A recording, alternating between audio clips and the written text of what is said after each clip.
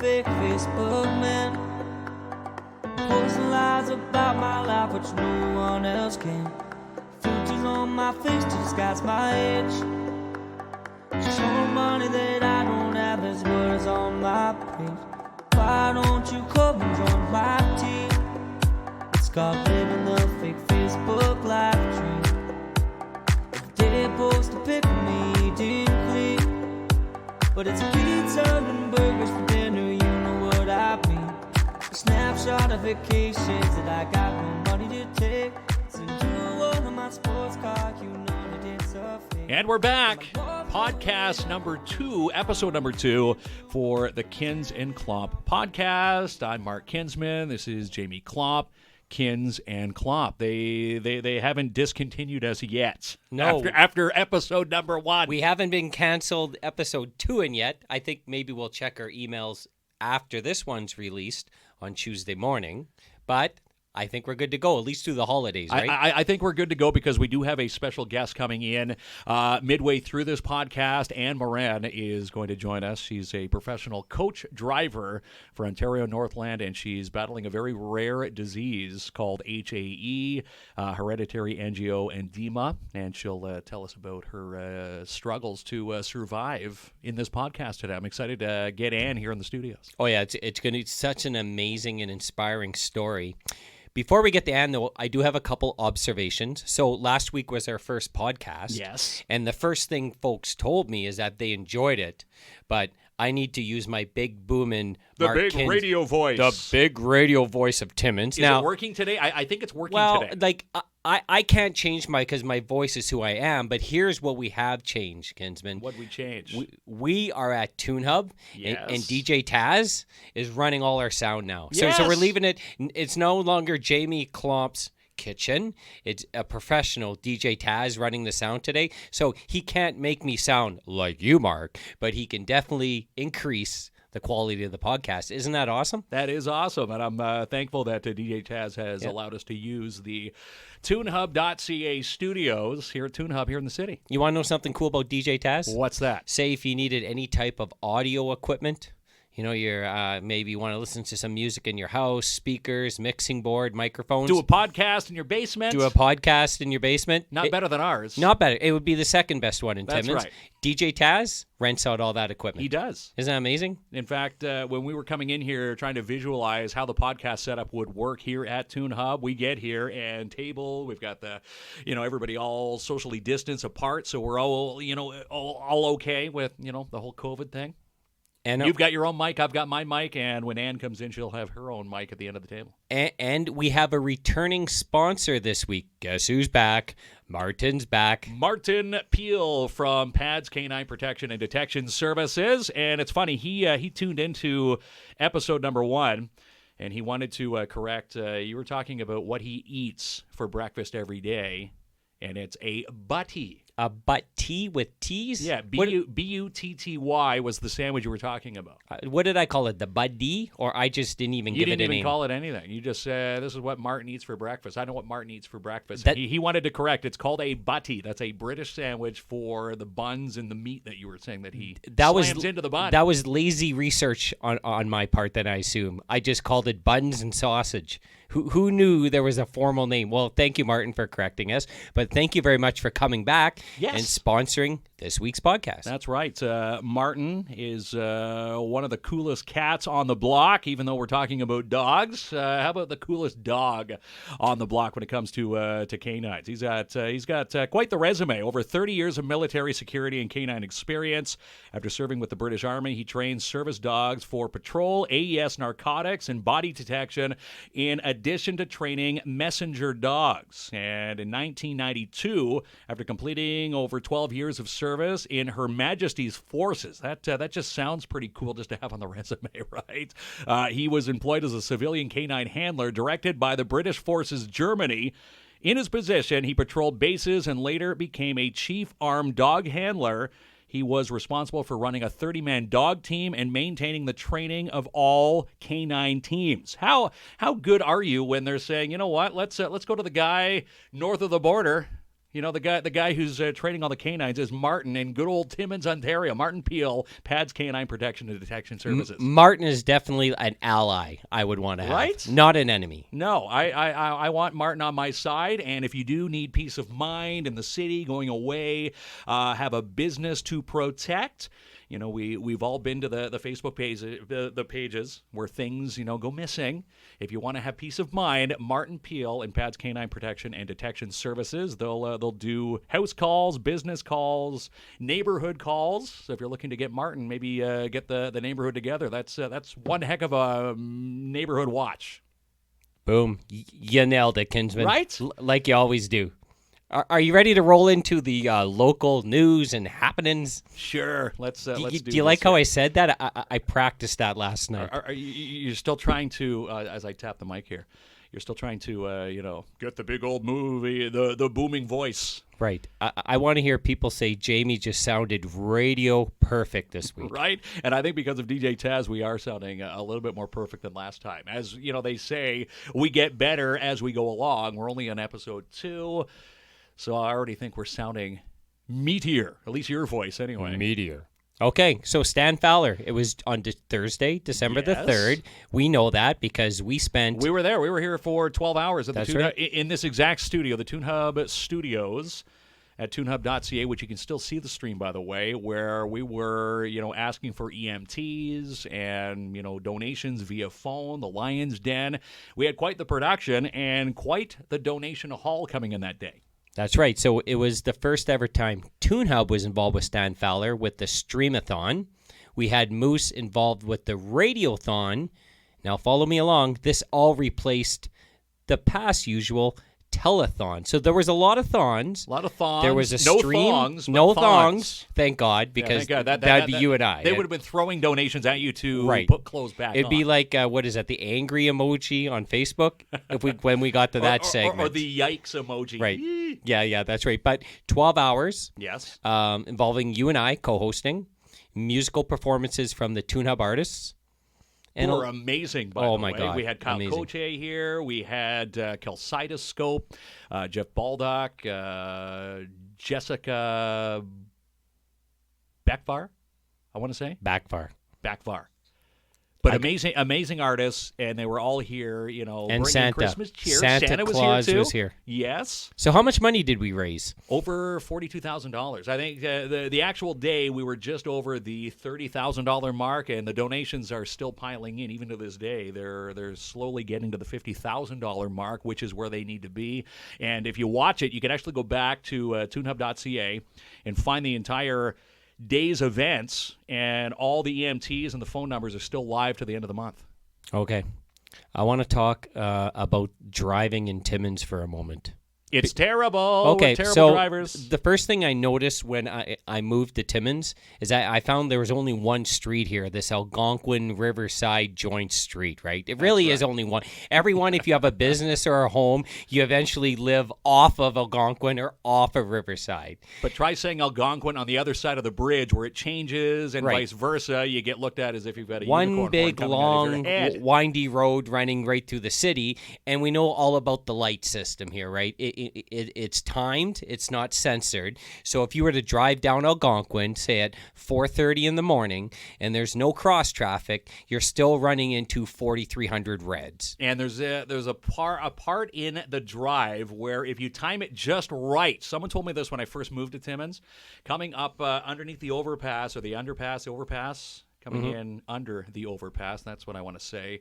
And if you can catch the green as the hand is flashing, you're going to get all greens going down Algonquin. And sure enough, if you time it right, there's a part of your commute where you're going to have all greens. But if you time it just about 5 to 10 seconds off from that flashing hand, you've got all the reds. You've spent a going down. lot of time thinking about this, haven't I did. you? Yes, I did. I didn't realize that was the magical formula for enjoying greens as a clean flow right through those streets. It is. So city council's up to something this week, right? Yes, they're trying to eliminate left turns at one of the problem intersections, Algonquin and Pine Street. I think pretty much everybody knows that every other week there's an incident there from someone trying to turn left, either trying to beat the advanced greens, which they got rid of, where you can't see the oncoming traffic, and bam, you've got yourself an accident. In some cases, even loss of life at that intersection. And it's sad that it comes to, losing someone's life to, bring this as a red flag in City Hall, where they say, you know what, maybe left turns at that intersection are not good. Is there any way to make this road wider, or that just the results in demolishing buildings? Is my engineering limited on this one, or are we stuck with these narrow roads going down Algonquin? Pretty sure the offices at the Scotia Bank there at Algonquin and Pine would be losing office space if they did that. Right. So I'm pretty sure we have to use what we have, and it's a congested intersection. So eliminating the lefts, will it work? Yes, but there's still probably going to be the person that disobeys the arrow that says don't turn left, and they're probably going to turn left still. So will this work? When they built Timmins, the thought was, well, it's not going to be that big, so we'll just give them the one street, and that'll be enough of it. Based on horse and carriage back in the day. And carriage. This is the horse and carriage city council. Right. Left turns. Does it work? And it was a guy in the corner going, okay, you can turn this way.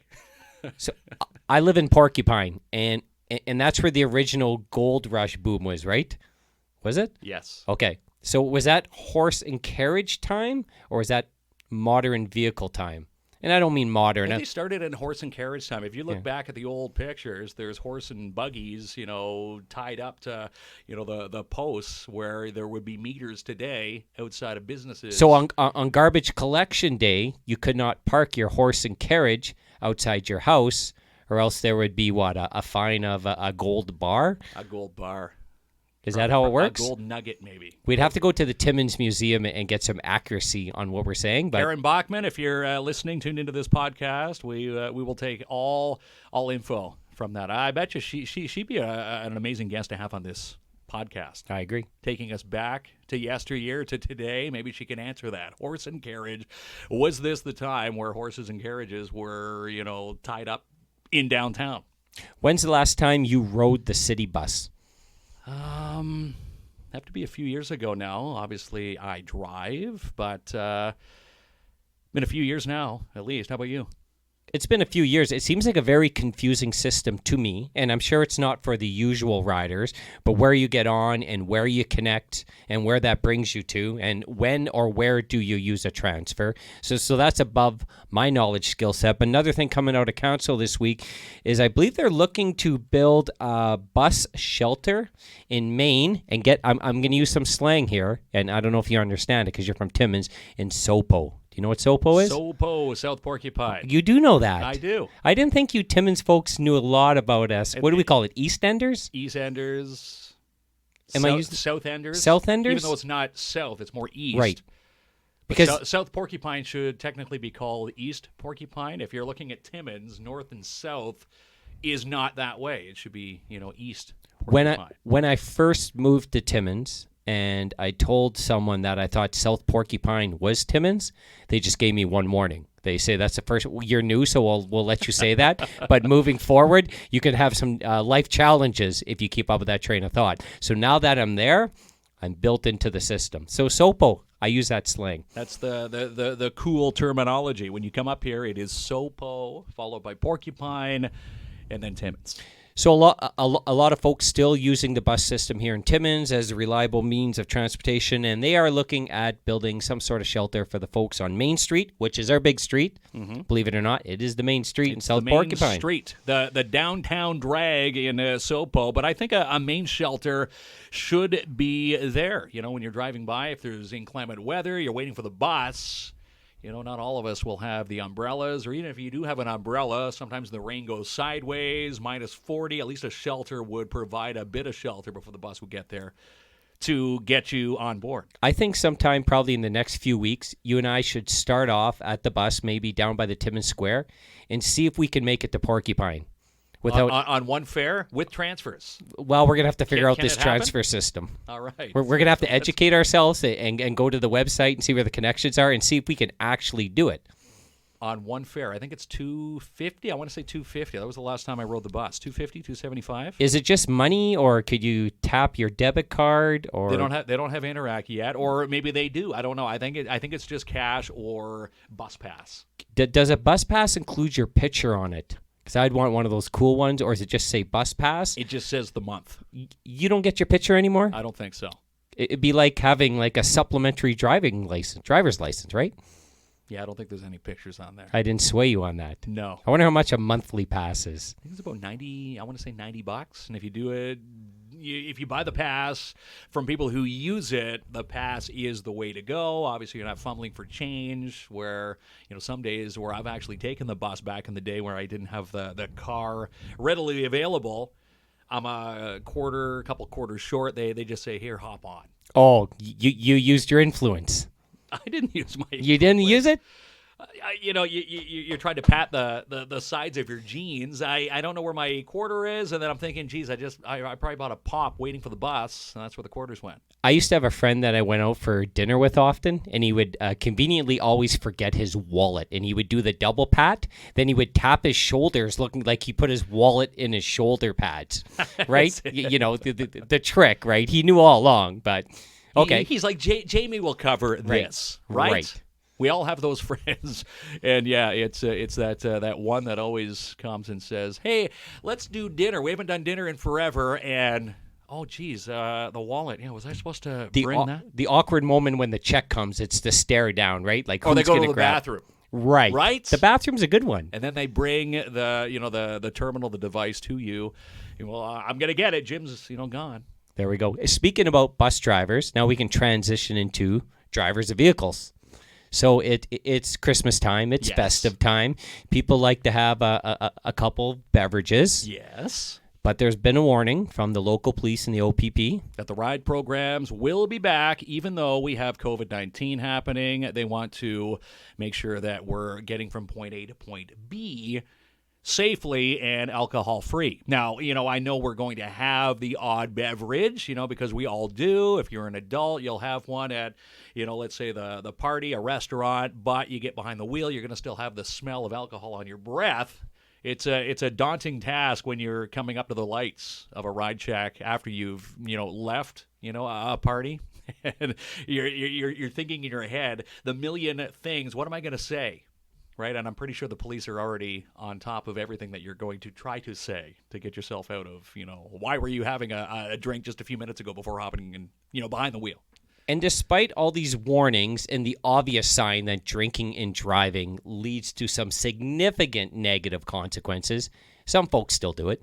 Yes. There is always going to be the few. And here's what I don't get, since we do live in a smaller community. It essentially, and you can make some exceptions, is probably a $10 or $15 cab ride to get anywhere around here. $15 minimum is usually the go-to, probably $15, right. $20. Right? Call a friend, call a taxi, hop on the bus if you can understand the schedules and the transfers. Right. Or just wait it out. And, a lot of the people will say, you know what, I just live around the corner. I only had one or two. I'm just going to get myself home, which is not the proper thing to do, or else you end up in situations like I had back in college, where I had the one incident where we came up to a ride check, and we just left a pub, and I wasn't intoxicated, but last call, we were in the midst of getting our coats. Everybody okay? Where are we going? Oh, Mark's gonna drive, so I get my keys. You have maybe a little bit of the pint left. You down the pint, and you're still not intoxicated, but now I've got the strong stench of beer on my breath. Everybody hop in. We now go for a ride, and yes, onto the entrance of the 401. This is where back in college we were coming off of the Loyalist on-ramp, because I was going to Loyalist College at the time, and they had it right on the on-ramp. You can't avoid this. Whereas people see a ride check, they're going to probably do a UE, and they'll probably still get you that way. But you're going right to the flow of the 401, and they stopped me, and they, without even doing any checks, just by the smell of my breath, ended up putting me in the back of a cruiser, all my friends in a cruiser. They called a tow truck to tow my vehicle. We're all in the back of this cruiser, and he says, how much did you have to drink? I said, well, I just finished off a drink. We had a few beers tonight. That's the answer. Just had a few beers, officer. Right. Right? And they had everything ready to go for us to get charged except the breathalyzer. He pulls out the breathalyzer and says, okay, here's the final piece. Mark, blow into this because I was the driver. I blew under, and he had to let us all go. Then after the fact, after, I've changed my shorts about 5 times, we get back into the car. He says, have a great night. And he says, oh, just by the way, how much did you have before hopping in behind the wheel? And I said, well, I finished almost half a pint. He says, well, there you go. He goes, let this be your lucky day. That's probably your intolerance before you can actually, hop in and not, blow a significant number on the breathalyzer. And that's what happened. There really has been a lot of education on the subject, especially the last 10 years or so. But I remember hearing stories like from my dad decades ago. If you were to get pulled over, you would either A, get a warning, drive home safely, or B, well, just swap with the passenger who seems to be a little more sober. But now, if you're caught drinking and driving, then serious consequences. Yeah. You lose your license, demerit points, insurances won't want to insure you. It's a bad thing. So if you're out for a good time, bring the extra money for a cab, or I'm going to say don't go out, because the scenario I was in, I don't recommend that to anybody. I was scared. My parents didn't even know about this day, probably until now, because they're now tuned to the podcast. But that's a scary time. I'm thinking, geez, my car's going to be towed. We're going to be in jail. I'm going to call Dad for, bail. Those thoughts go into your head. You definitely don't want to call a dad for bail. No. That's a low point in life. No. Dad would do the silent drive back to, home base, and Mom would probably talk to you, but Dad would still be, a little KO'd from the communication side. Until next time. I have an observation about intoxicated people. What's that? Have you ever gone to a gathering where you are stone cold sober? Say you're the driver of the night, and you go to the gathering, say at about 11 p.m., and everyone is intoxicated. On a level of 1 to 10, how annoying is that, these intoxicating people, when you're the one sober one? To me, that's like a 750, like way above the 10 meter. Way higher than 10, yeah, 13 plus. Because, the person that already is annoying is even more annoying, and they're coming, putting their arms around you and, hugging you. You're getting random kisses from strangers because you're not in their zone. It's a very uncomfortable time. It is. To be a designated driver. I notice this at weddings, because sometimes at weddings you see family or friends you haven't seen for a long time. And the most common saying I hear is this: A, I haven't seen you in a long time. Okay, that makes sense. B, next week we're going to get together for dinner. It never happens. Never happens. This dinner commitment is never followed through. You know what's funny? One of my long-lost cousins who lives in New Liskeard, he's related down the family tree somehow. His name's Bruce. He listens to our podcast. He listened to episode 1. He's probably listening now. We've always said from day one, I've been here over a decade, hey, when you get to Timmins, we're going to go for beers. We have not gone for beers. He's a busy guy. I'm a busy guy. I'm even unemployed, and I still have no time. Right. So unless, like, if I show up in an event and I'm the sober one because I'm driving that night, the intoxicated people are leaving with me immediately, or they're finding alternate arrangements. That's right. Because 5 minutes is my limit. I can stand there. I'm tapping my toes, jingling the keys. Code is on. Car's already idling outside. Yeah. Let's go, as, they're now mingling with the next table and so on. You need the designated driver respect. Whoever is your designated driver, you got to show that line of respect. When they need to go, they're your ride. You hop in and you go. You don't linger. You want to hear some cool news? What's that? More local cool news. What's that? The Cochrane District. That's our district. Okay, so we're one of the 5 regions across the province approved for this 3-year pilot program that sees paramedics extending service to provide healthcare and checkups to homebound seniors. Now, that sounds like a mouthful, but what that really means is that if our senior population needs care in their home, they don't have to leave their own home, the safety of their own home, and go to the hospital. There's going to be more accessible measures with our paramedics, and we're one of the 5 districts that are going through this pilot program. I thought that was pretty cool. Yeah, very cool. I don't know, is it because of COVID that they've been doing this, or is this just something that was on the back burner? Maybe because of COVID they said, let's implement this now to make it easier for, the elderly to stay in their place, to have their, diagnosis is diagnosed at home. Here's going to be my an EMT place. Yeah, here's going to be my educated response to that without knowing the 100% factual behind the story. Okay. I would say this is a pretty intensive program that was on the plan for some time, but COVID kickstarted it. So, does that sound realistic? That sounds realistic. Either way, an awesome program, and we're one of the districts involved. Yes. All right. Exciting stuff. La Ronde. What's going? Did I say La Ronde? La Ronde. Oh, do you really? The empty parking lot. Are you French? No, I'm not. Now, how come you sound like you said that the right way? Well, my little guys are both bilingual. Okay. English and Francais, and it's funny, 4 and 2, where they've now picked up both sides of English and French. I'm still learning how to, ask my kids to go to the bathroom. I can sharpen the pencil in French. After that, it's all downhill. But when I say La Ronde, that's not right. La Ronde, you need to roll the R. Roll the R. That's not Spanish try when you roll. rolling the R. Ricky Ricardo. La Ronde. Okay, so what's happening? Laurence? What's happening over there? They had a big fundraising campaign for their new center, which is now just an empty parking lot. Remember, they demolished it a few years back, getting set for the new one, and driving by just the other day, they had all the barricades there. I was wondering what was going on, and there they had a socially distanced fundraiser, which had Celeste Levy and Marc-Antoine Joly. They were performing to the masses that night. Why didn't we go? Right? That sounds like an amazing event. I know. Celeste was in town. She didn't call her best buds, right? Right. I even bought her a brand new Christmas album. And you did. Christmas All Around. It's in the mail right now. But I think due to, the mass, gatherings where they can only have a certain amount, I think the certain amount already knew this was going to happen.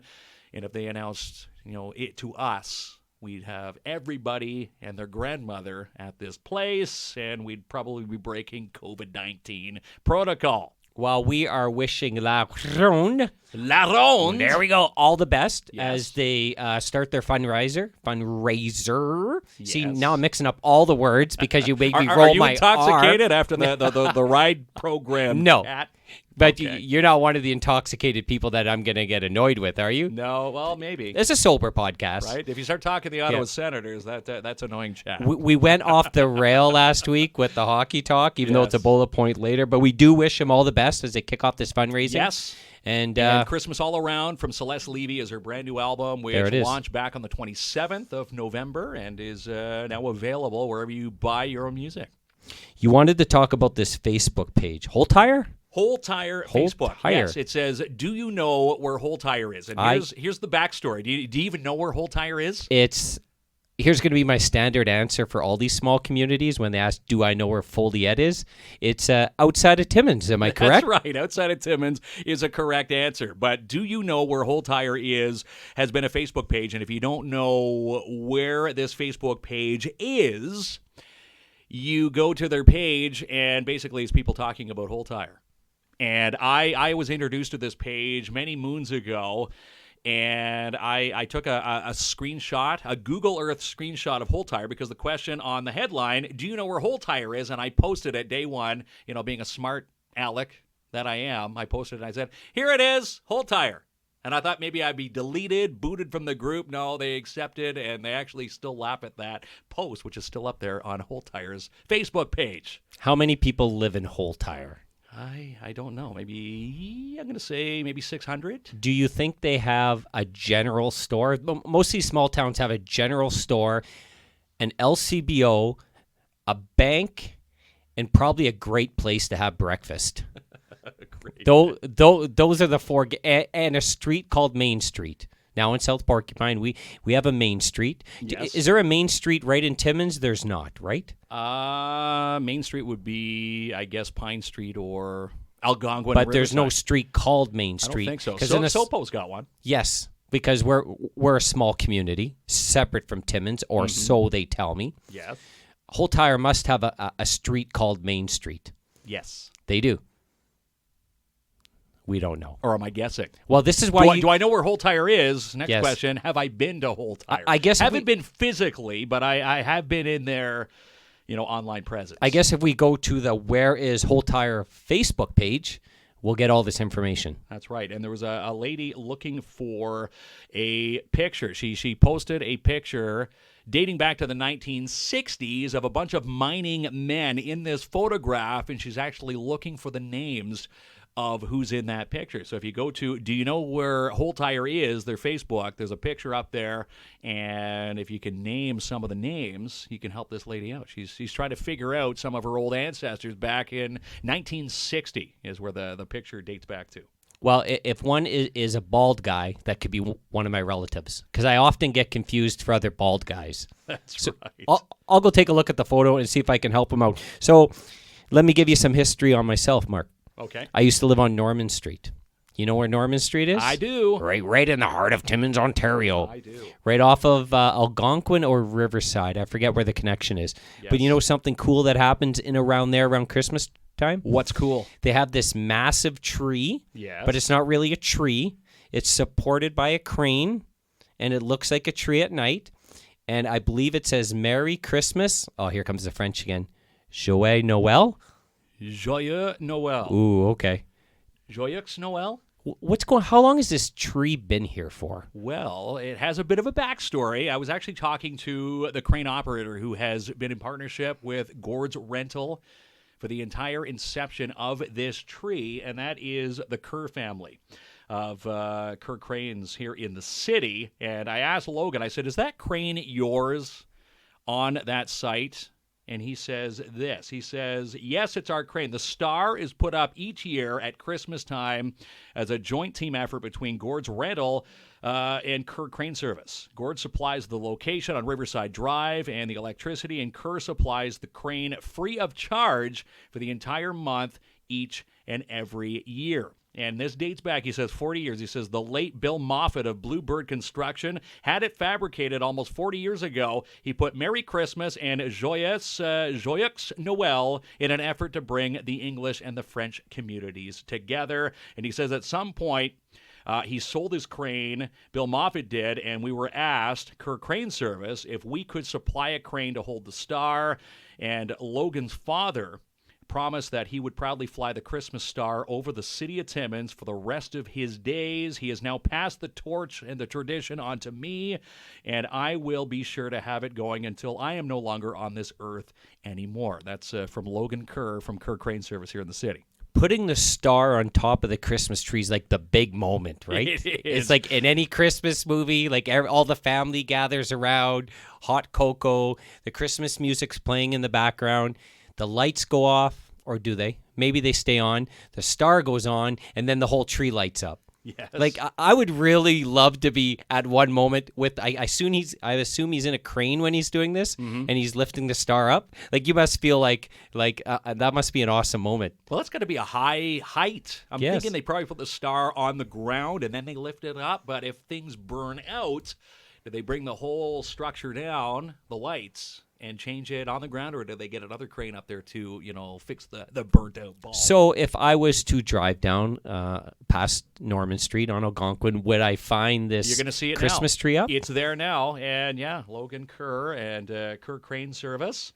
And he also wanted to throw in, let me find the information here, too. He says, we need to throw a mention to Dan Charbonneau of Gord's Rental, because without Dan providing the lot for this crane, this will not happen. Logan says, they always take the credit for this, but really it's a joint effort. And again, Dan Charbonneau of Gord's Rental is a proud partner of Logan Kerr and Kerr Crane Service to make this holiday tradition, which is older than myself, continue along here in the city of Timmins.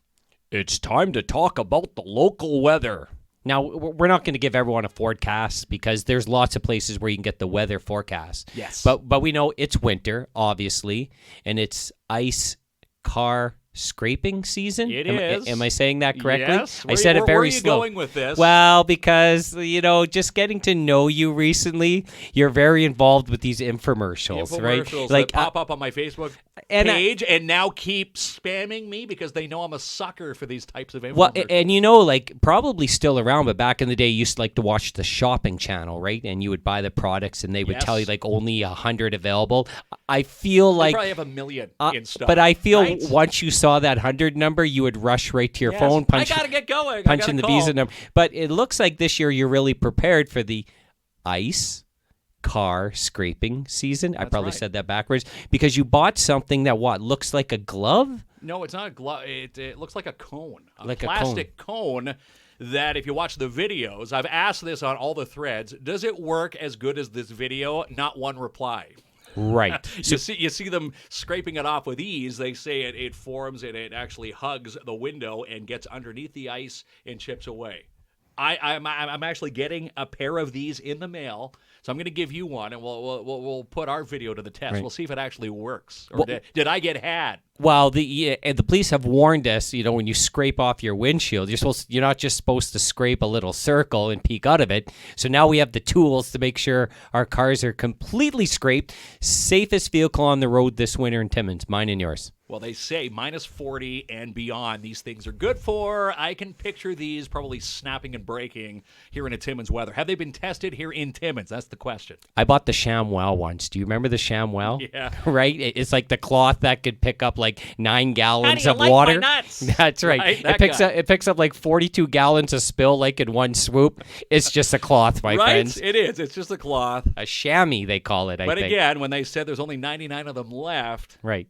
There were people back in the day, as I did with those plastic scrapers, phoning in to get one of the ShamWows, like you did. Not only is there 99 left, if you act now, they'll throw in a bonus mini ShamWow. Wow. That's what hooks me right there. That's right. If your pool or your bathtub cracks and water is going, maybe a fish tank explodes in the living room, these ShamWows, how good are they? Do it. And then it says the ShamWow is $9.99 plus $499 shipping and handling. Allow 4 to 6 weeks for delivery. He says it so quickly, right? I've watched a lot of infomercials too, my friend. I want to do some self-promotion right now. Is that okay? All right, let's do it. Okay, so we have a show coming up. We have a show coming up at the Vic. Yes. It's comedy, rock, theater, Christmas sweater show. What a complicated title I picked. It is going to be a big fun night. It's going to be on the 19th. The 19th? At the Victory Tavern. The Victory Tavern. Now, when you come to Timmins, it's the Victory Tavern. After a few drinks and you talk to all the locals like you or I, it's now the Vic. That's right. So Randy, it's going to be myself doing some comedy, Cold Water on the music. Now, I've seen my name on this list. What am I doing on this? You're co-hosting with our friend Mitch Wilson. Yeah. We better talk about that night. I think so. Yeah, and Take Two Theater. So imagine Saturday Night Live, Timmins style. And tickets are only available at the Vic, $10, available to purchase immediately. Please act now. There you go. Get in touch with Randy. Randy Gratesco? Right. Randy. Shout out to Randy. That's right. We appreciate that. Now, I know we're coming into our just amazing guest. Yes. I want to play something for you quickly. You know how last week you made fun of my rapping skills? Yes. I went back and listened to the podcast, and you made some like Eminem candy jokes where I was hoping it would be Eminem rapper type compliments. Okay. So I'm going to play you a little bit of the clip of the fake Facebook man. It did kick off our show. And all new, fresh Jamie Klomp rapping in this song. So I want your review of my rapping. And last week you gave me a 2, so at the very least you could lie and give me a 4. Well, then again, I take back my low grading because if I can't, sing like you do, I shouldn't be knocking it, right? They say you should never knock it unless you can try it. So, I'm going to be even keel here. All right. I'll give you a thumbs up, a thumbs down, a meh. Here it is. Jamie Klomp rapping, song produced by Paul Sabalj. 2,000 friends, which I've never done met. A pic of my lunch is what you're gonna get. I had a post of your baby, say it's one darn cute kid. But I lied, cause it's ugly, that's called an online fib. I talk about success in my job and the pending promotion. But in reality it's a psych, cause I got a demotion. So what did you think? Not bad. Not bad. I like it. Yes. I can see you. Like, I can see your eyes right now, and I don't know if those are the eyes of Not truth. sincere. Right. Are you You fooling need my me? mom here. My mom would be able to see right through those eyes. She'd be like, Marcus William Kinsman. All right. That's what she used to say when I would get in trouble. Not in by the time the street lights were on. She would say all the names. You always knew you were in trouble when they would say your full front, middle, and your last name. How loud was your mother? So when my mom was very loud. So, as kids, we would go out and play on the streets, road hockey and ride your bikes. But if it was time for lunch or supper, I would get the big booming JP, which Patrick's my middle name, come home. But like it'd be booming, like the whole neighborhood would rock. And I always thought, my mom has the Mark Kinsman radio voice. I don't know where mine's went, but was your mother had that big boisterous voice when needed? They'd open up the kitchen window. I can remember it now. Or the front door. Mark! Lunch! And everybody would hear. No matter what you were doing, if it was a game of hide and seek, putting the cards on the bike spokes, everybody stopped. They're like, "Oh wait, no, that's Mark's mom. We're okay. Mark, you got to go home." That's how we rolled back in the day. You didn't mention building tree forts. Did you build a lot of tree forts? I did do tree forts, but if you can remember in podcast 1, I wasn't too keen on height, so my friends would have the tree fort. I would be the one that was staggering up the ladder. I would make it up there, but I'd be scared stiff. I wouldn't be able to enjoy myself because I was afraid I was going to fall out of the tree house. We built our first tree house for one specific reason, and we wanted to hide a magazine in there. And maybe I'll give you a couple keywords. Boy, I like to play, but maybe just reverse those words. Okay. And we used to stick a couple of those magazines in there.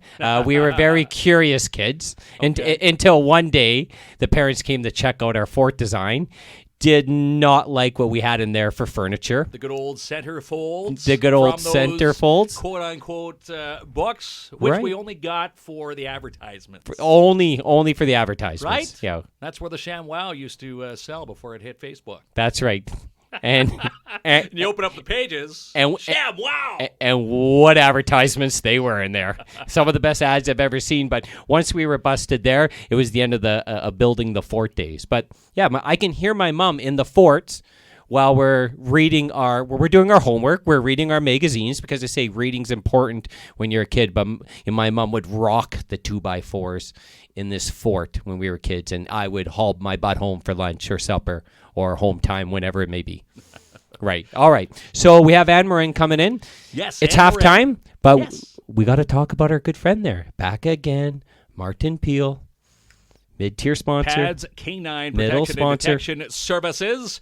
And why Pads Canine here in the city? We told you that not only is he a mad, mean mofo when it comes to, protecting your building, your house assets, he is the guy. Like I said, he is responsible for running a 30-man dog team and maintaining the training of all.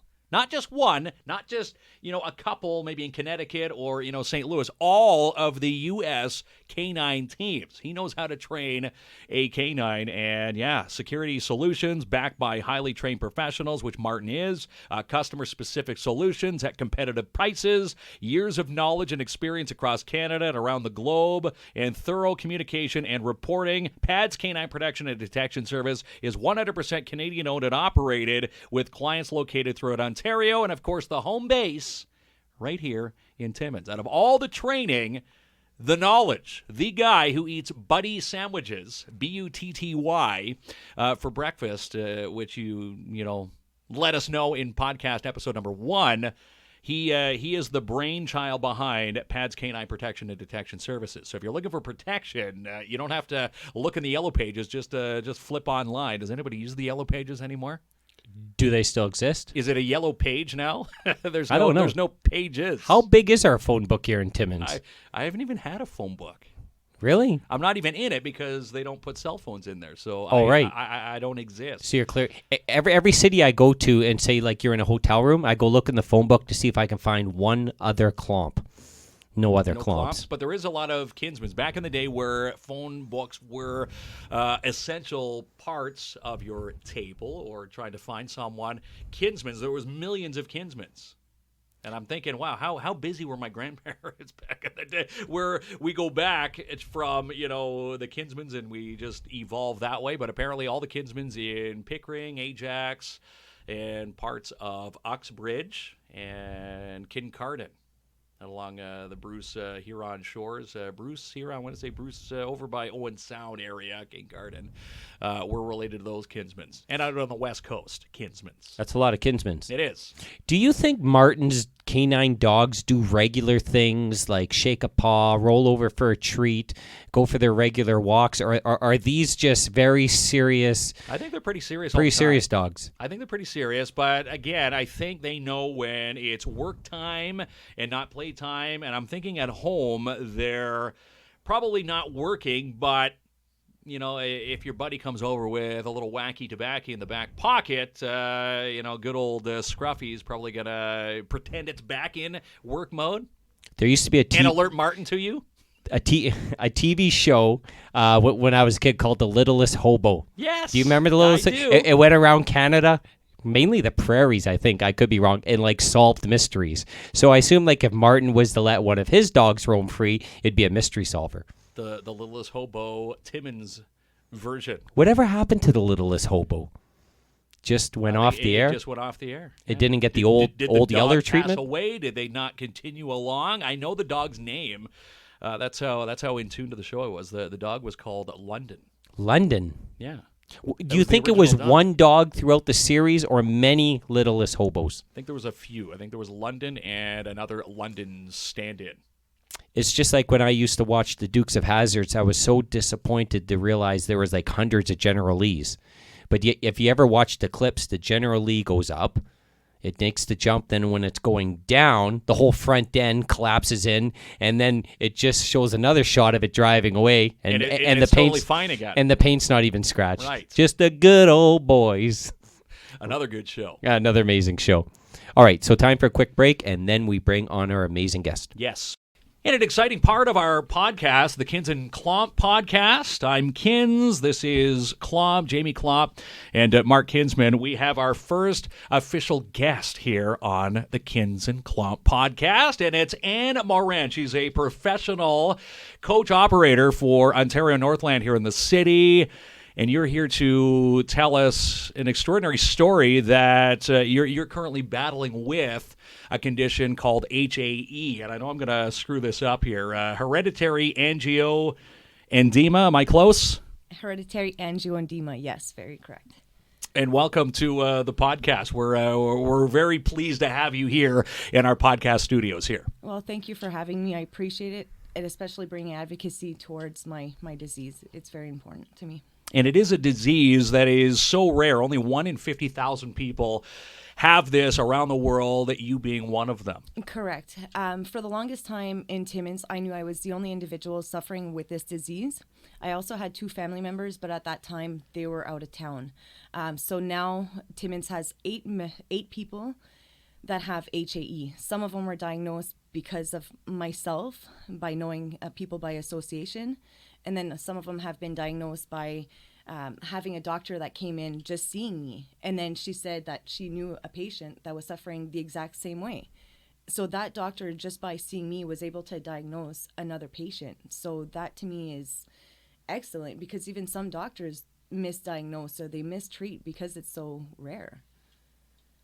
When you were first diagnosed, were there any symptoms leading up to this that you noticed that brought you to your family doctor's office? So I was around the ages of 3 to 4 when I first started showing symptoms. I wasn't diagnosed until 8 years later. So my mom and my dad were constantly going into doctors, hospitals, trying to figure out what was happening. So I would have my extremities that would swell. So my eyes, my face, my throat can swell, my tongue can swell, my hands, my feet, my knees, any part of my body could swell. So my parents were realizing that I'd have certain triggers. So the doctors would say, oh, well, it's food. Oh, and then a few years later, it'd be, oh, well, it's allergy, or it's environmental. And then they would say it's something else. So it always was misdiagnosed. So at that point, my mom was trying to take away cheese and bologna. I loved cheese and bologna when I was a kid. Thinking maybe you're a gluten intolerant or something, right? Right? Yeah. So, and then even my grandfather, they had told him that he had gout. So again, it wasn't gout. We found out after myself and my cousin and my aunt got diagnosed that he also had HAE, so hereditary angioedema.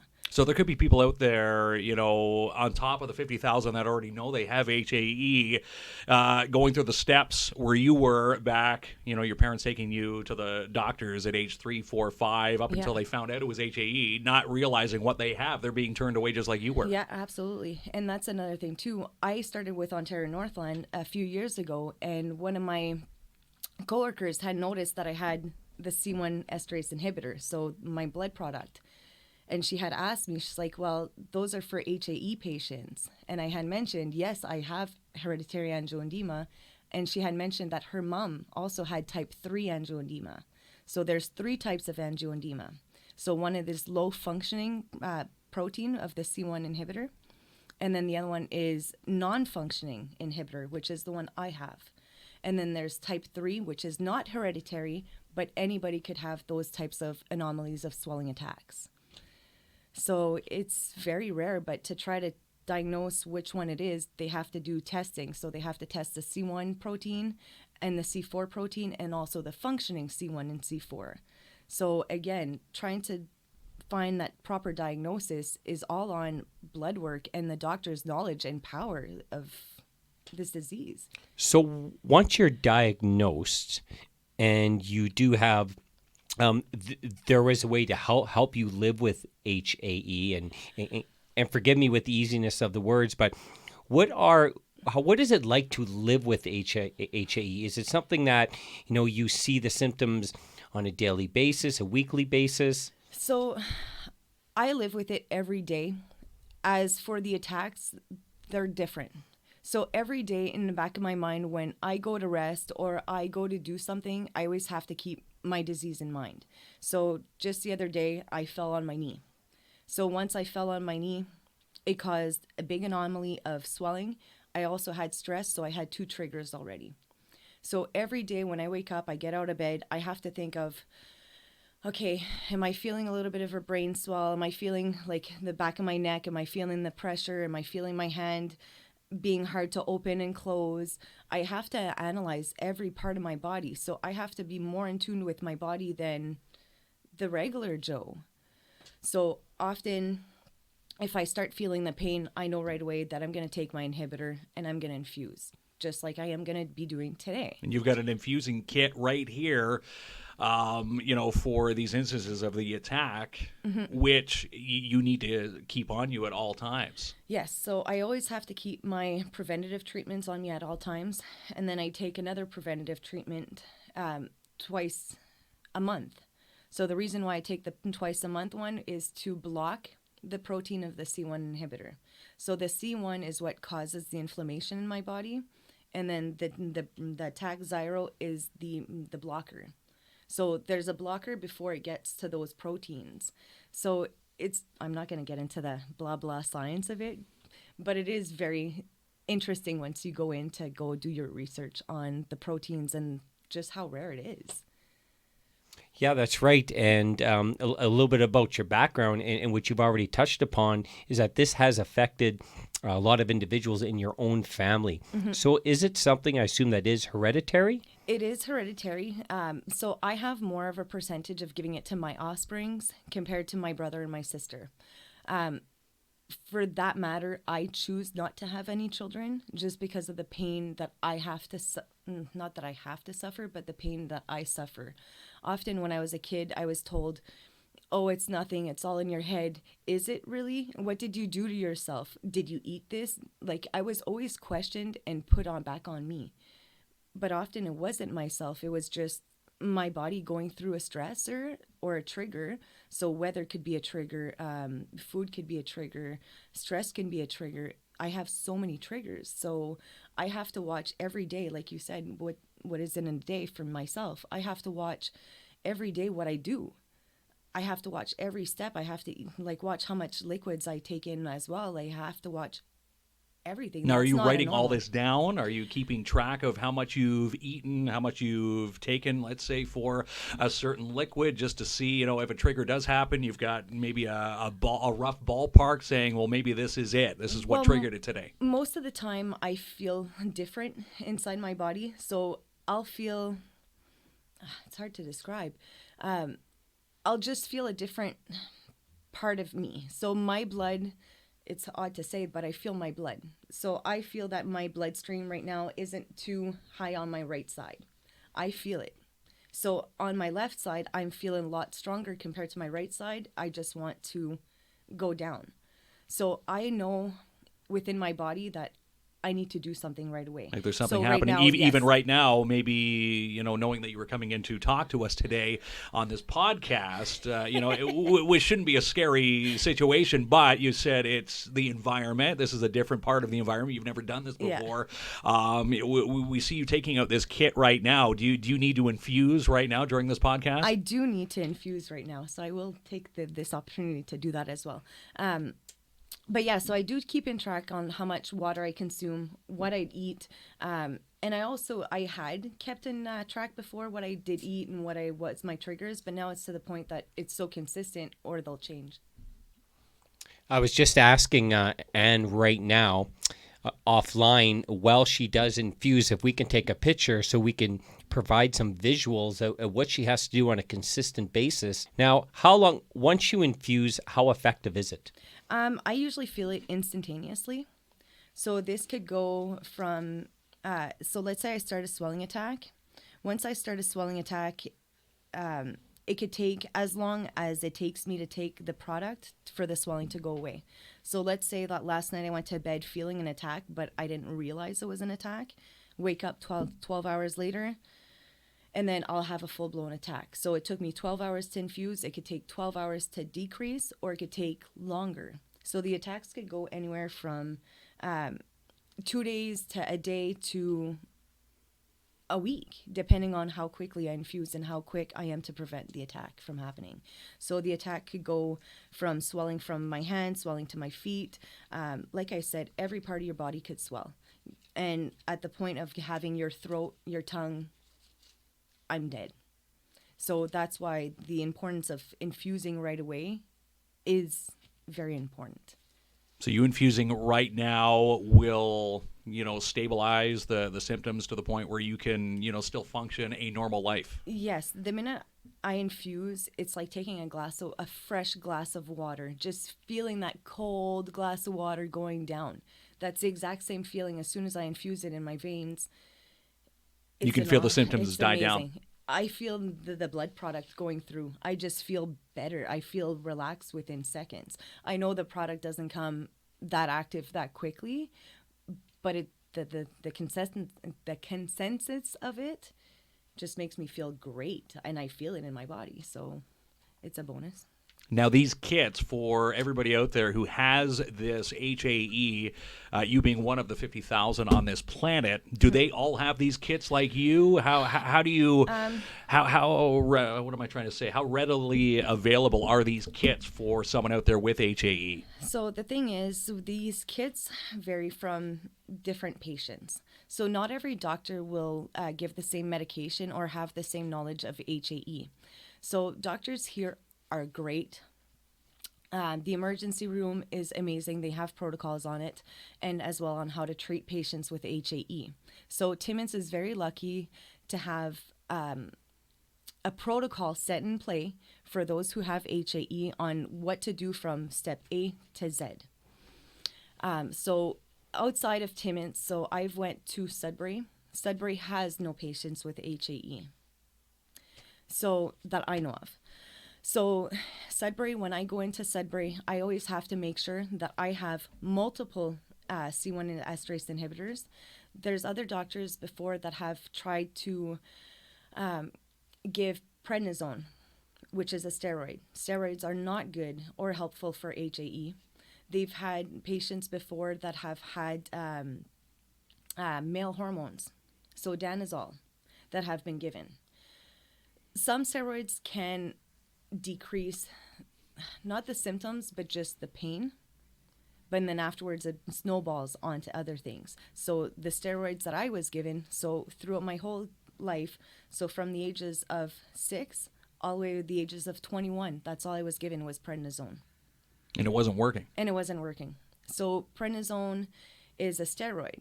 So the steroid pretty much decreased my bones, my bone density. I've broken my ankles, I've broken my thumbs, I've broken multiple bones because of the misdiagnosing and them throwing you, this is what we think you should have, where this is actually what you need to have to survive. But again, at that point, they didn't have the knowledge, they didn't have the proper medication. So depending on the doctors, the, how do you say that? Their tools that are given to them, then they go by that. So again, I have the proper doctors from down south in St. Michael's Hospital. Shout out to them. They're amazing. Dr. Sung, you're the best. But having the proper doctors that have the tools to give me the C1 esterase inhibitor, this was not ready for me until 10 years ago here in Timmins. Wow. And it wasn't ready for me at home until 2 years ago. So just that in itself is a big step up. So again, there's other doctors that will give steroids, they'll give antihistamines. Again, antihistamines have no power. NSAIDs as well, so anybody who has a pain usually will take, or if you're swollen, you'll take an anti-inflammatory, so an Advil. An Advil will cause more swelling for myself. So, or even any type of medication that you would take, it won't be active in my body. My body will fight against it. A cold, a common cold could cause a common cold to myself that could go into pneumonia, can go into a swelling attack, it snowballs everything. HAE has many faces. So that's one thing that I always have to make sure that I'm ready to infuse, I'm ready to do what I need to do at all times. And especially with the hospital, they're pretty good at knowing what needs to be done and when it needs to get done. So the other, and I'll call it shocking part of this story, is the sticker shock when it cost your prescriptions. Mm-hmm. And when Mark was telling me, I couldn't believe it. Can you tell a little bit to the folks out there who are not familiar with this disease and essentially the costs surrounding these prescriptions? Mm-hmm. So with this disease, the one product that I'm taking, so the C1 esterase inhibitor, the Bernert, is valued at $1,000 per infusion. This I could take 1, 2, 3, 4, depending on how big my attack and how severe my attack is. I could be taking one every day, or I could be taking 2 a day. It all depends. So at that point, last October, I ended up getting injured. So I hurt my wrist. And all the way from October all the way up to January 20th, I had it infused with 50 blood infusions. Holy smokes. So how do you pay for these, prescriptions? I remember a few years ago talking about your snow baseball tournament, and, for the first time I caught wind of your name, I caught wind of HAE, and you were raising money for this expensive, prescription. Up until, a year ago, you had some help from the NDP and Gilles Bisson, who helped out gratefully for you to get these more readily here in Timmins. Mm-hmm. So Gilles Bisson is a great advocate for rare diseases, not just for HAE, but for every other rare disease here in Canada, and especially in our small community here in Timmins. So with Gilles Bisson being an advocate for rare diseases, it brings up the amount, it brings advocacy to the amount of how much rare diseases, how much the products cost itself. So Gilles Bisson was an advocate on rare diseases, on how to pay for it. So to continue with the One Path and the Trillium program. The One Path and the Trillium programs are 2 programs that help to cover the medication. So again, having great doctors that helped me find the proper ways to have it at home, ready for me at home, and to have it also ready for everyone else to have it as well. Gilles Bisson and, helping you cover these costs up until, he did. How tough was it to, get these prescriptions? Yeah. Okay, so again, getting the prescriptions again depended on the doctor itself. So my doctor in Toronto, I have her on my cell phone. I have her ready to go 24/7. What doctors will ever give you their personal cell phone and say, hey, call me at any time. Without saying, you need to pay this up front. Like these doctors are there to make sure that you can wake up and live, another day normally, just like the rest of us. Yes. So again, having Dr. Sung in Toronto at St. Michael's for me, she's always been by my back. So she was able to see that I needed those blood products at home. So she was being the biggest advocate for myself, saying that being at the hospital was pretty much inhibiting my healing. So being in a stressful environment of hearing the beep, beep, beep, beep, beep, beep of the machines, having people come in and out, being exposed again to more people, again, brings my immune system down. It brought my disease into play again. So again, brings into the triggers, stress, trauma, the environment. So Dr. Sung was being an advocate, saying, listen, she's going into the hospital. I'm utilizing all the doctor's help. I'm utilizing nurses' help when I could be doing it myself at home within 5 minutes. It's done. Why use those tools if it's not needed? And I have it at home. So now Bernard is now sending a public health nurse at home for myself. So now Bernard teamed up with Bayshore Health here in Timmins, which is great. And as well as there's another patient here in Timmins that I am also in contact with, because one of my friends told me that her cousin got diagnosed with HAE. So once that she got diagnosed with HAE, my friend had contacted me saying, hey, how rare is this? My cousin has it. So now knowing that her cousin has it, we know now that is in her family line as well. So we were able to talk about the products, and then we were able to talk about that she's also going to have help from Bayshore Health, and she just recently got diagnosed. I know she's in her 30s-ish. So even then, for her to be diagnosed recently, being in her 30s, that's hard. That's hard living all her life not knowing. But again, some people could have symptoms at an early age. Some people have symptoms at a later age. I was lucky enough to show symptoms at an earlier age. But the thing is, people who show symptoms at an earlier age are the ones who suffer the worst, because of the fact that their bodies just grow with the protein. It's almost like it's mutating as you go along. Absolutely. It's a mutation in the chromosomes, and it's a mutation in the blood. So the mutation in the blood, so what happens is that it's swelling. So the swelling of the bloodstream will cause ruptures in the bloodstream, so in the veins, and that's where it causes leaky veins, which the leaky veins is what will double, triple, quadruple in size. So I've had my hands take a glove, blow it up. I've had my hands triple that size of a blown up glove. You were telling me, I went on a ride along with you on one of your coach trips on Ontario Northland, and you sent a photo afterwards of your hand saying, this is the minimal, swelling of what can happen. You're not too comfortable of sending out the bigger pictures, so to speak, but it can rapidly change in a matter of a second. And the pictures were just blew me away. That at that point, that's where you're pulling out these kits to minimize the swelling in your arms or your body. Oh yeah, and I've had one time, and God bless his soul, but I had a doctor that I had went in. I'm not a big girl. I'm rounded a little bit, but I went in, and the doctor, it looked like I was 9 months pregnant. So the doctor was insistent on asking, are you pregnant? Are you sure you're not pregnant? We're going to take a pregnancy test today. I'm not pregnant. And I had even told the doctor, I'm like, unless God made me the next Mary, there's no way I am pregnant. There's no way. Kidding. But that's just what people assume.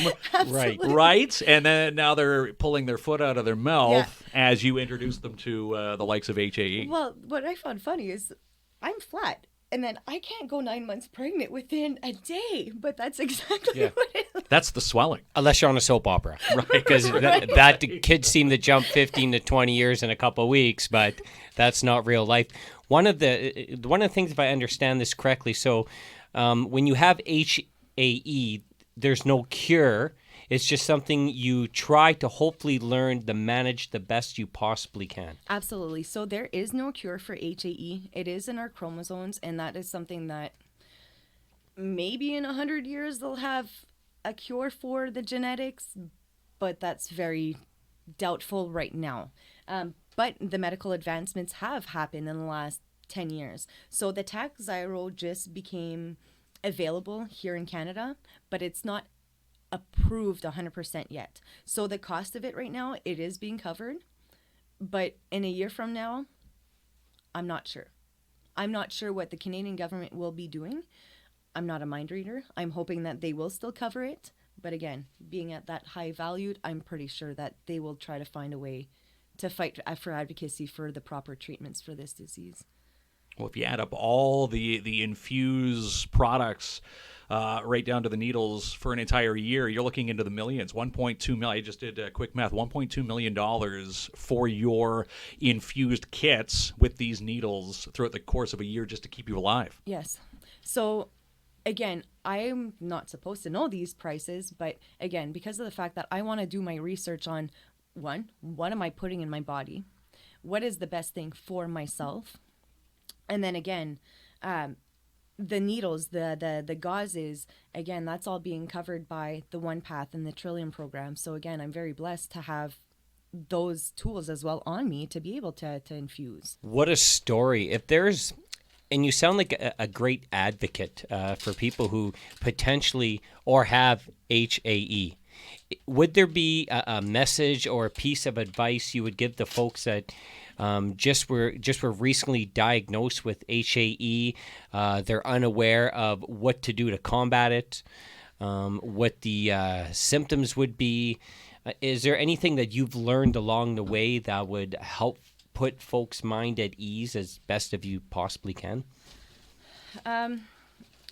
So my biggest thing for those who are recently diagnosed is learn your body, learn your symptoms, learn your triggers. But my symptoms and my triggers change too. So 2 years ago, I was triggered by weather. Now that I'm on Takhzyro, I'm no longer triggered by weather. So know your triggers, know your body, know yourself. And as well as find help, ask for advocacy. There's groups, there's HAE Canada. There's a website on Facebook. There's a website themselves. There's HAE International. Again, internationally, we are able to talk to people worldwide. And again, being able to talk worldwide, there's conferences. There's not just conferences, but there's meetings. There's live feeds on those groups and those advocacy groups. So that we're able to talk about, hey, today I'm feeling a little bit of brain pressure today, that I can't have my sinuses, they're inflamed, my eyes are feeling pressured, my ears are feeling like as if the world is shutting down on my ears, just the pressure or the back of the head, like it's just amazing. But know your triggers, know what you can do for yourself, like analyze your body the best that you can. I think it's quite a tremendous and surreal story. And the biggest thing I picked out here is all the triggers. And the triggers you are mentioning are things that are hard to avoid. Weather, stress, you mentioned traffic and the beeping. Like, these are part of every regular day life. Everyday life. You cannot eliminate those things from your life. You can do the best you can to reduce these things, but they can't be eliminated. No. That's unreal, and it's something that you're going to have to, you learn, I guess, as you go to manage the rest of your life. Go to your wall. You splashed one of the records with the infusion product here. As she's currently in the middle. You're going to see pictures posted on our website and over online with this podcast. It wasn't the Elvis record, was it? No, I don't think it's the Elvis record. Christmas. No, we're okay. We'll get to that. It's okay. Saving Anne is more important than that record on the wall right now. Anything besides Elvis is replaceable. It is. It is. As she's, putting the band on the arm right now. It's just amazing because when I rode along with you on one of your coach trips for Ontario Northland here in the city, you keep this kit readily available just in case. Have you ever had an outbreak or any type of symptoms well en route, or have you been, knock on wood, lucky to not have any of these symptoms? I've been pretty lucky on not having any of these symptoms on the route. Generally, again, I analyze my body before a trip just to see if I need to give myself my infusion or not. So again, right now I'm doing my infusion, and it takes 30 seconds to infuse 3 cc's. And you can feel that right now. Right now, what are you feeling? Just like I said, it's like a fresh glass of water, but in my veins. So that's always a good, refreshing feeling for myself. That's a pretty good description. I can actually feel that. I like that. I suppose you've been asked that question many times because you have the perfect answer. I have been asked this, and then as well as it is kind of odd too. Like, I'm doing it in front of you guys right now, but this is not generally something that I would do in public. I went away to Vienna for a global conference on hereditary angioedema. So I was stuck in Heathrow, London, going to Frankfurt, Germany. So in between my layovers in Germany, I started to have an attack. So once I started having my attack, I ended up stopping at the airport, and I started infusing. Once I started infusing at the airport, I had people that were just staring at me as if I was committing a crime. So at that point, I had security staff come up to me asking me to go away, not to do this, that they thought I was doing drugs, which I was not. It was my blood product. And then as soon as I was trying to describe to them what I was doing, again, language barriers, trying to show them this is medication, this is not a drug. They were trying to get me to go and do it in the washroom. No kidding. Away from the public. I'm not ashamed of my disease. If I need to infuse to save my life, I will drop everything and I will save my life in a heartbeat. So for me to go into a non-sterile environment to go do it in the washroom, that to me was just like, nope, not happening. But to see people's faces when I'm doing this in public, it is a shocker. And it's a shocker before even for myself to be able to do this. Now I'm used to it, but again, before I wasn't so open about my disease. Now I love being an advocate about my disease because of the fact that it is so rare. And it just becomes a routine part of life of, sticking your needles in your veins. First of all, I'm not a needle guy, but I'm sure it takes some getting used to and took some getting used to get to the point where you just did this in the middle of our podcast right now, and you're still communicating to our audience here today. Yeah. In the middle of the podcast, while we're taking pictures. Right? Right? Takes a lot of... It does. I admire it.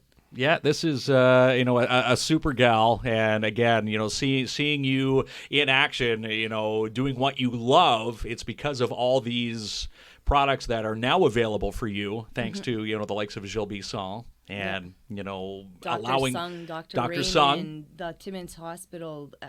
Like, the doctors here have been amazing to be able to listen to me. And that's one thing. Doctors that say that they know it all about my disease, those are the doctors that I will say, no, I'm sorry, not today. Can I get someone else? Because doctors that say that they know it all about this disease know nothing. Doctors that say that they know nothing and they want to learn, those doctors I will trust 1,000,000 times more because they want to learn about my disease. And there's always everything changing. Technology changes. My symptoms change. My symptoms from last year to now are 100% different. So I have to bend, and so do they. So it's nice to see that they're listening. They're taking an accountability for what is going on in me and not saying, oh, are you sure? Are you sure you didn't do anything to yourself? So it's really nice that I have great doctors here in Timmins. Great support group too. Yeah. And following you online leading up to this podcast, you have quite the following with, the others who have HAE. They follow your blogs. As, Jamie was saying, you are the perfect advocate for someone who has, been dealt this card in life, and you're using it. It's like being dealt 7-2 in a poker game, and here you're firing pocket aces. To anybody else who has it. You're not taking a bad and making it worse. You're taking a bad and creating a positive where, this medication and, you being a great supporter for others who might be just, tiptoeing into the first, initial stages of HAE. They've got someone who is awesome. I'm going to call them your fans because you do have quite the fan support group out there that love hearing what you have to say about HAE. And that's the thing too. Like, I have support global-wide or worldwide with this disease. So if it wasn't for this disease, it's a blessing in disguise. I was able to travel to Kingston. I was able to travel to Vienna again, all by government grants, to be able to learn more about my disease and to get more knowledge and more power onto what's going on with my body. So me going away to Vienna, I ended up meeting 2,000 patients with HAE.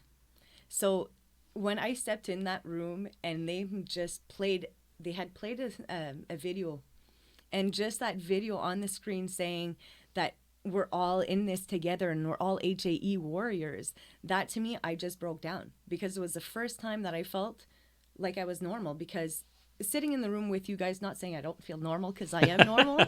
Well, with Jamie, we're all a little abnormal. You guys are right, Jamie? superstars. I'm just kidding. Absolutely, just we are. kidding. Poking fun. But just saying, like, you guys are learning about my disease. Right. But to me, I'm the only one living with it, So I can't discuss with you, oh, well, today I'm feeling this. You guys could understand it, but you guys will never fully understand it unless you guys live it. So once I was in the room with those 2,000 patients, it was like the first time I felt good. I felt normal. I didn't feel like as if I was going to get judged on by the way I feel. Even before, I always felt bad heartburn and coughing and just feeling that congestion in my chest. But again, that's also known as a trigger. I never knew that until I went to Vienna and spoke to those patients and just seeing other things as well that were my triggers. But again, I thought it was always normal. And as well, when I got the Takhzyro, within 3 days of having this product, waking up was a whole different ball game. Eating is a whole different ball game now that I have the Takhzyro. So the Takhzyro, again, being the blocker of the C1 esterase protein. So just that in itself, knowing the medications, going to Vienna, knowing that there's other products and other things. And again, Dr. Sung being the advocacy of after being injured and having 50 infusions within those 2 months, she was able to bring me new medications. So I had asked her, is there anything else that I can do for myself other than the C1? So that's where she looked at other doctors as well that are in that group of autoimmunologists. They all banded together to find the better treatments for myself. And then that's where I got the Takhzyro, and I'm blessed to even have that product as well on hand with me. Just amazing. Just an incredible story. Isn't it? I mean, we could hear you talk all day long on this. As it's from it being a rare condition to the amount of cost for the prescriptions, from the triggers which are part of your daily life, from how it can spike up and immediately spike up, and just how long it took to diagnose the disease, and the fact that it affects a great amount of the members in your family, and just the courage to come here and talk to us about it and be an advocate. And for folks out there listening that may be seeing the same symptoms, an opportunity to go get checked out. And maybe they have HAE too, that's right? Incredible. We tremendously appreciate this. Well, I appreciate you guys doing this as well. Like I said, advocacy is one big thing that's important to myself because of the fact that I never had advocacy until my late 20s. Now that I'm in my late 30s, now I'm the voice for myself. And if I wouldn't have a voice, then I'd have nothing, So advocacy and knowledge is key. Power, you need to have that. Knowledge is power, and you certainly have a lot of the power. Once again, we wanted to thank you for being our first ever guest. The first one. KINZ, the KINZ Absolutely. The KINZ and Klomp podcast, and we'll call it the KINZ, Klomp, and Morin podcast. There it is. Wow. Episode number 2 with our first official guest again, Anne Morin with HAE. And, being such an advocate for this disease, where can people go? Let's say someone might think they have some of these symptoms. Where would they go online? Is there an online support group or an online website that they can check out? So first and foremost, if you think that you have hereditary angioedema, so if you have random swells, or that you were always being diagnosed as an allergy, or if it's heartburn, or it's always headaches, or it's always the abdominal swelling and pains, and it's not IBS or Crohn's, and they can't figure out the swelling, definitely go see your doctor first off. That's the number one, always find diagnosis. But the doctors, again, would have to test the C1, C4, functioning C1, C4. But there is an advocacy group on HAE Canada. on Facebook. There's also haecanada.ca. There's many groups that they could find, and as well, they could always find me online as well. Excellent. You can find her on Facebook. And Morin, again, professional coach operator for Ontario Northland. I love that the medical advances are so advanced to keep you doing what you do best. And we know that just following on Facebook, your pictures in front of your coach, you're at the happiest. Maybe that's why you haven't had an outbreak, because you are happiest at that job. You're one of the coolest coach drivers, and had the chance to be a part of that last week. And again, we thank you on the KINZ and Klomp podcast for coming in today as our first guest. And our first guest usually gets something pretty cool. So we at the Tune Hub crew. You didn't have to do that. Oh my gosh. We gave you a Christmas. Yeah, my wrapping skills of no wrapping and using a bag. There you go. We ended up getting you a few things as a parting gift as our first ever guest. And, we're obviously a local podcast. We know you. It's not like I was stalking you. That's from Melissa at Spoiled Rotten. She said Loki loves those treats, so we included those into the gift bag for you, and some chocolate treats for you and your other half there for the holiday season. Thank you very much for having me. I'm honored to be here, and thank you for having me be your first guest. I'm honored. Yeah, thank you so much. Thanks so much. Tremendous. Well, what a great story, and an incredible human being, Anne Morin, who joined us here. So something happened at our house last night. What's that? We broke out the Ouija board. Okay. You know about this Ouija board, right? Yes. Okay, so I'm not a believer in ghosts, because I'm like, for years people have talked about ghosts. I've never seen a clear picture of a ghost ever. But nonetheless, I do like the spirit of the Ouija board game. Now, mind you, the game's made by Parker Brothers. It's made overseas. The game costs $10. Okay. So for $10, if you can channel in spirits to your house, you're getting good value for your dollar. Yes. But it's ridiculous, because we turned off the lights. The candles going. Candles were going. Were the candles blown out at any point in your Ouija board? I think someone was up to some foolery. Someone blowing just to add to the hype? That's right. And it's not the Ouija board. I'm watching for the one person that's moving the object, the plethorom. I forget what it's called. The plethora. The plethora. I don't think we have that right. That's but that's too much of an adulting word for you or I. The rounded triangle thing that points to the letters and the numbers. Someone's always moving that, right? You think so? Right. I don't know. But someone was moving it last night. I believe in paranormal activity. Do I believe that it's coming through a Ouija board? I don't know. Some people say yes. And where these Ouija boards have been, where someone says, hey, we've summoned whoever, let's say, a demon, force from this board, they've had to actually physically get rid of the board. I believe in, paranormal activity in that way, into the sense, if you go to Hawaii and take a piece of the lava rock from Hawaii and pack it in your suitcase, apparently you have bad luck for the rest of your life when you come back home and put that rock on your shelf where it's not back in the sacred land of Hawaii. And that's a true story. You see, people actually mail their pieces of rock back because they're cursed, and they want that curse to disappear.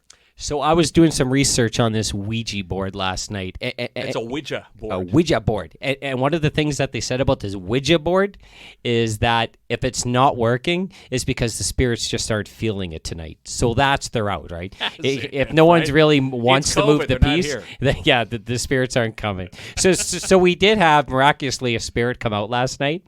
He said he was a good spirit. There's bad and good spirits. Yeah. Did you know that? His name was Ed, and he said he used to live at my house.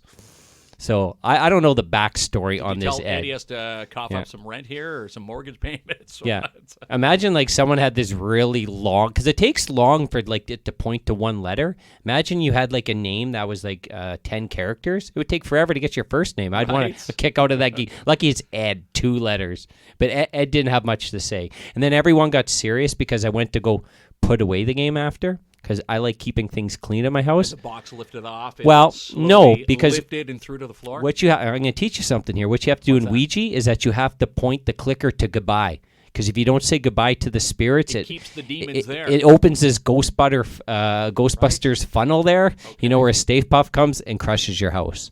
So, and then the other kicker, they told me really didn't work because I'm a non-believer. So me being a non-believer didn't funnel the right powers to the board. So Ouija did not work, but it was a fun night. Fun night. And again, yes, if you believe in that kind of thing, I think if you more believe in it, every little nook and cranny, every little sound is going to add to the hype of the game. I think Ouija wants you to go in there with the hair standing on your back of your neck, your arms. Last week we were talking about proper shoveling of our driveway, and this week I want to talk about proper scraping off the ice on our steps. Okay. So I don't do that either. And I learned my first regular lesson this year is when I go outside, have a nice hot cup of coffee, and down I go. Down the stairs because I didn't scrape the ice. Didn't put enough salt on the steps. I haven't done any salt and probably won't do any salt. A lot of bruises on the bum. I project I fall down these stairs about 5 to 7 times this winter. Are you more cautious than I am? I'm a little bit more cautious, yes. I don't have, per se, a lot of stairs to walk into my place, but the driveway does get a little slick, and yes, it goes with the shoveling from last week's episode where I'm dousing the steps with, salt, making sure everything's clear, and then after, snowfall 4, 5, or 6, I just let the ice build up, and I'm like, well, my shoes have good grip, and usually go that route. I have a system at my house, skipping on to the next topic, where I don't like laundry to add up. I don't like doing 3 or 4 loads of laundry in one day. So I have the system, and follow me. It's very simple. What's that? Throw everything in? I don't cram it. I've learned I put 1 load a night. Wash, dry, fold. An hour and 20 minutes of your time it goes through all those cycles or so, never a big pile. So, am I overthinking this? Do you have certain things at your household that you follow, or is it a free-for-all? Well, here's the deal.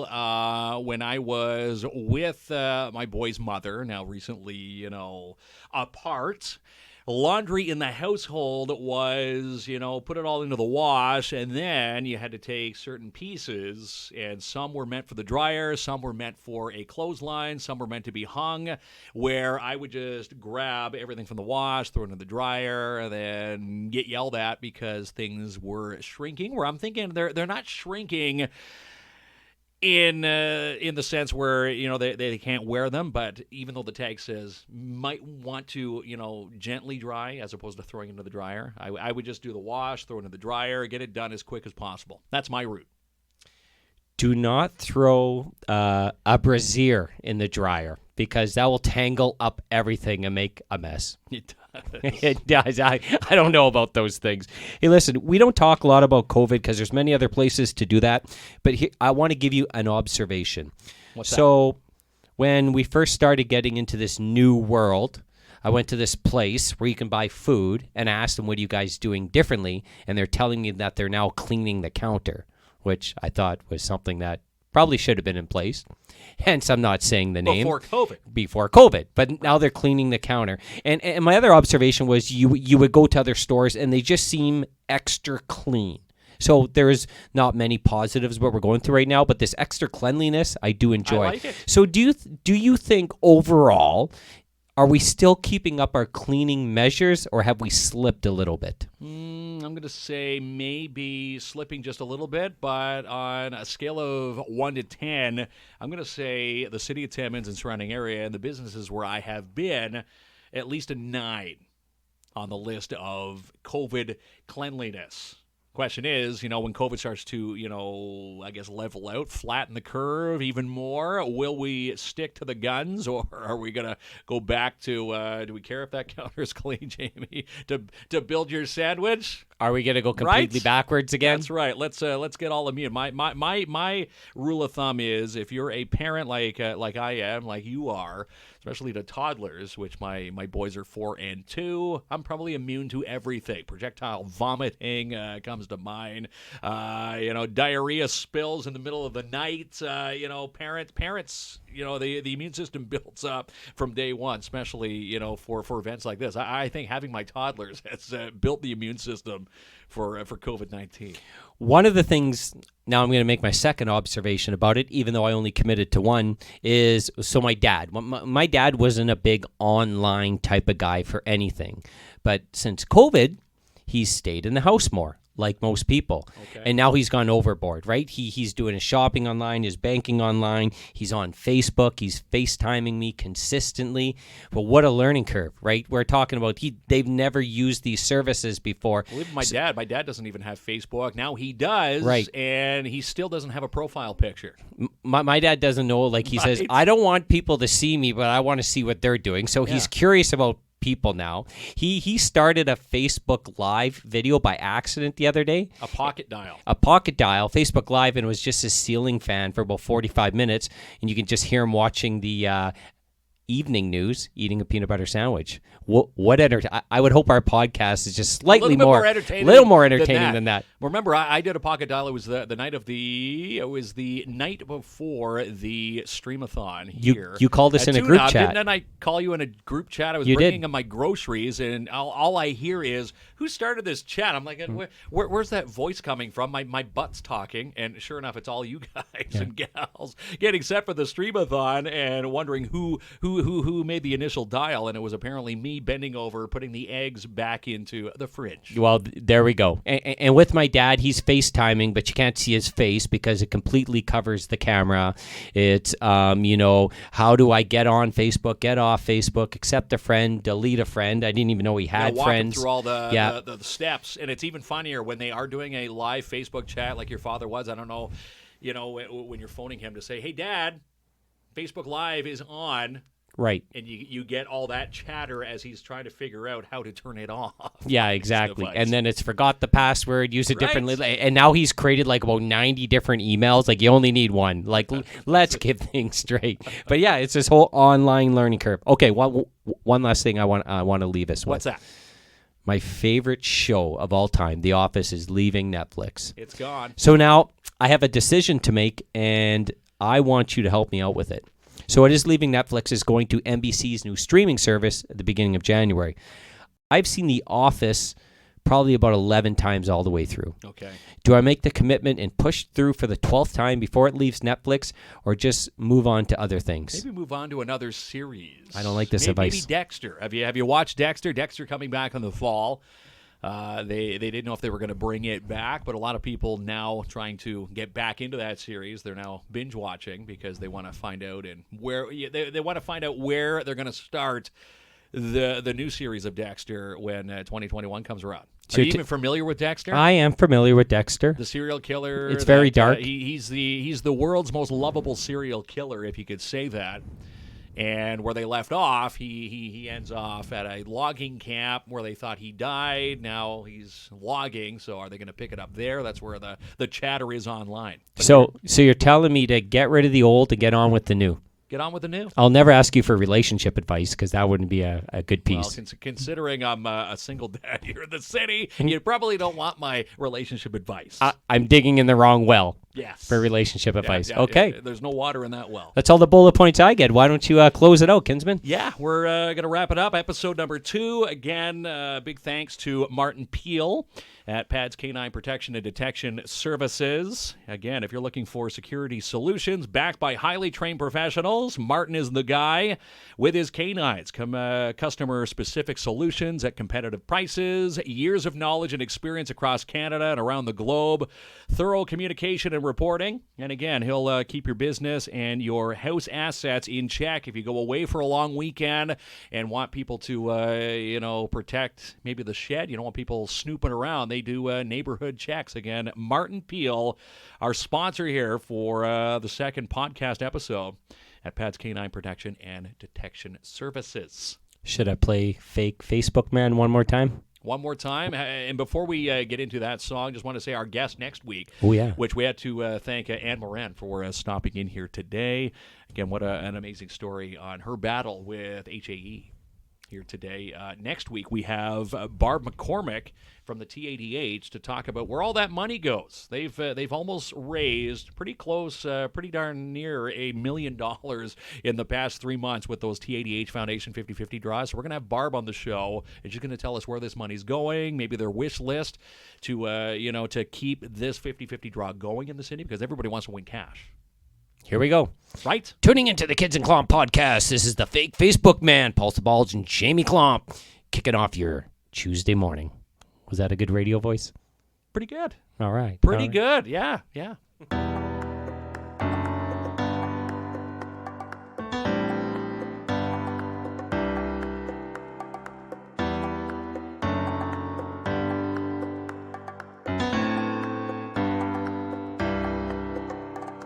Call me the fake Facebook man, posting lies about my life which no one else can.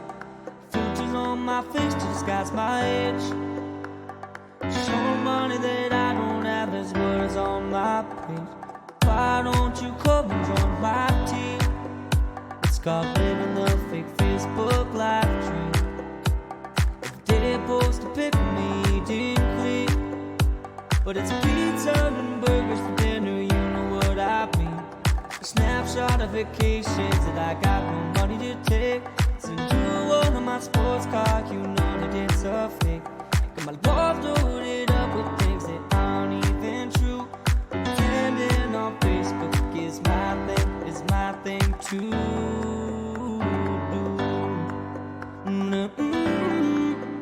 Yeah, yeah, yeah, yeah.